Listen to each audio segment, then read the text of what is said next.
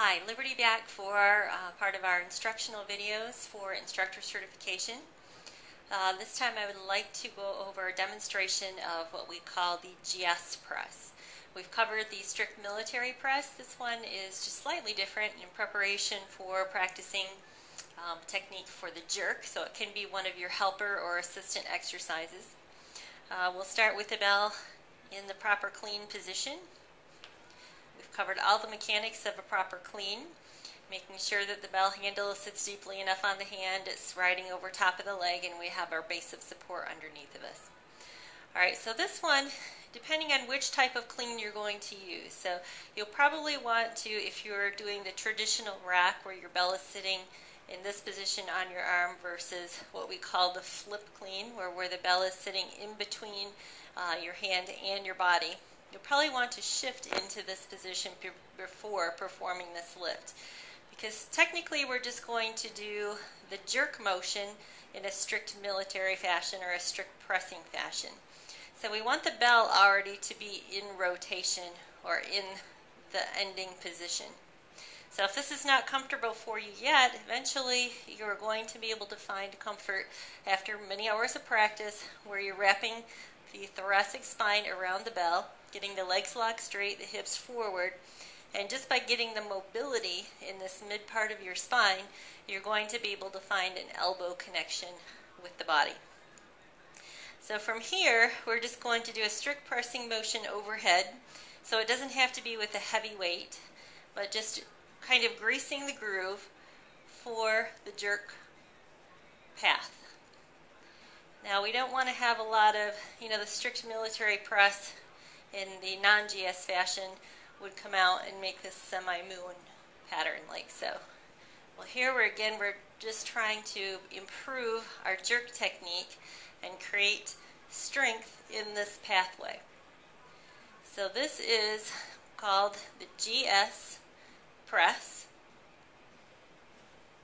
And again, you can use your breathing techniques on this. So on the motion up, you're doing your half or reverse breathing.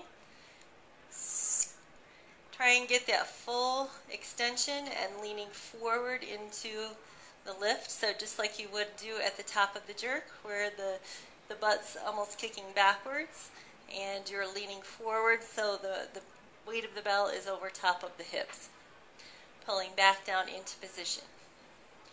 Now at AKC recertification, they recommend this as a good precursor into working into the time jerks. So you would practice first about 6 repetitions of a clean or a double clean, depending on whether you're a man or a woman. Of course, women are going to use 1 bell in competition, and men are going to use 2 bells in the jerk. So if you're a guy, you're going to be double cleaning with 2 bells, a little bit wider stance. And then they recommend do not shift back into a parallel or an athletic stance after this, because you're wasting a lot of energy. So if you've got 2 bells and you have to stand wide to get that double clean, you stay in that position for your actual jerk. For the ladies, you're going to be more in a shoulder width stance, and you can start your progression working into about 6 reps per minute. I know it's not a lot, so at first it's going to seem pretty slow. Then you work up to 8 reps a minute, 10 reps a minute, 12 and 14, and then you increase your weight if you can.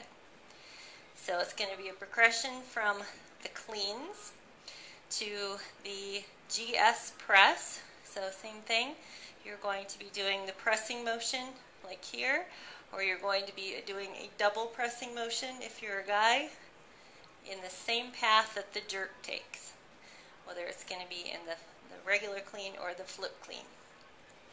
Then we'll talk a little bit about what we call a mill push press. That would be the next progression that you would make into preparing for the time jerk sets. The mill push press is done with 2 bells, whether you're a man or a woman. So again, it doesn't have to be done with real heavy bells, something that you can control and that you know that you can keep under tension in the rack position for at least a minute.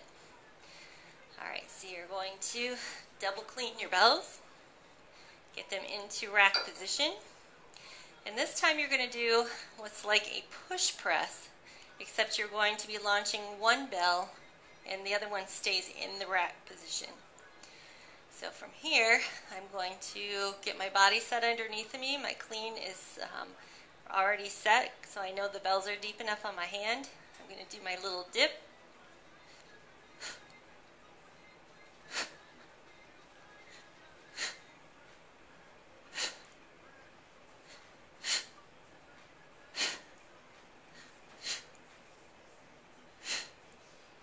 So I'm going to practice doing those again for 6 reps a minute. So it's really just learning to hold time under tension.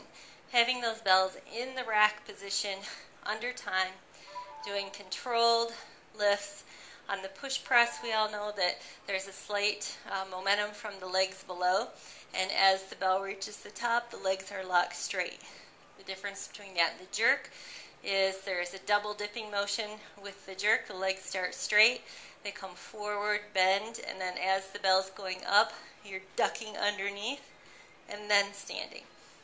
So practice your progressions, doing the clean, the GS press, the mill push press is going to be that alternating, and then the jerk, whether it be the one-arm jerk or the two-arm jerk, whether you're a guy or a girl, that's what you'll be using in competition. And then if you need to, you can progress that into the long cycle.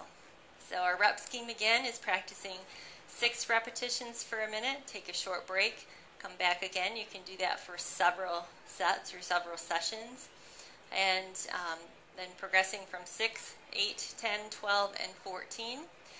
Once you get up to that, if your weights are manageable, and you can work up again many sets, even up to a 10-minute time set with a break in between, then increase your weights, see what you can do, and see if you can progress to the next level.